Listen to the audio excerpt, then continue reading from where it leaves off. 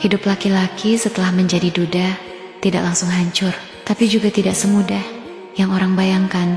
Di luar sana, banyak orang melihat duda seperti laki-laki yang bebas, dibilang kuat, santai, hidupnya enak, karena tidak ada lagi yang mengatur. Padahal yang sebenarnya dirasakan seringkali justru sepi yang tidak bisa dijelaskan dengan kata-kata. Rumahnya masih sama, kamarnya masih sama, cangkir di dapur masih ada di tempatnya, tapi suasananya sudah berbeda. Pulang kerja, membuka pintu rumah, yang terdengar hanya suara langkah sendiri. Tidak ada lagi yang bertanya, "Sudah makan?" Tidak ada lagi suara kecil yang berkata, "Capek ya hari ini?" Dan anehnya, hal-hal kecil yang dulu sering dianggap biasa justru menjadi hal yang paling dirindukan setelah semuanya hilang. Dulu, mungkin kamu pernah merasa lelah dengan hubungan, sering bertengkar, merasa tidak dimengerti, bahkan pernah berpikir ingin sendiri saja supaya hidup lebih tenang. Tapi setelah benar-benar sendiri, kamu baru sadar,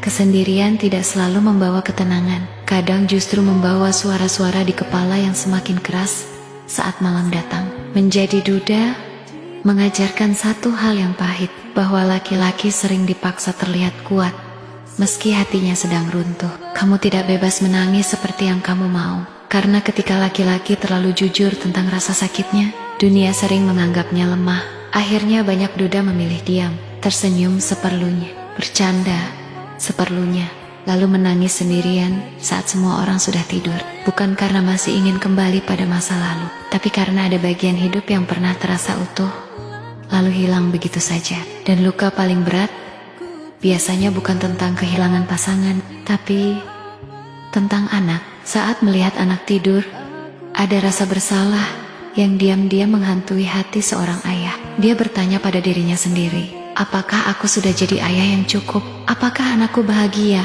meski keluarganya tidak lagi utuh? Apakah nanti mereka akan menyalahkanku ketika dewasa?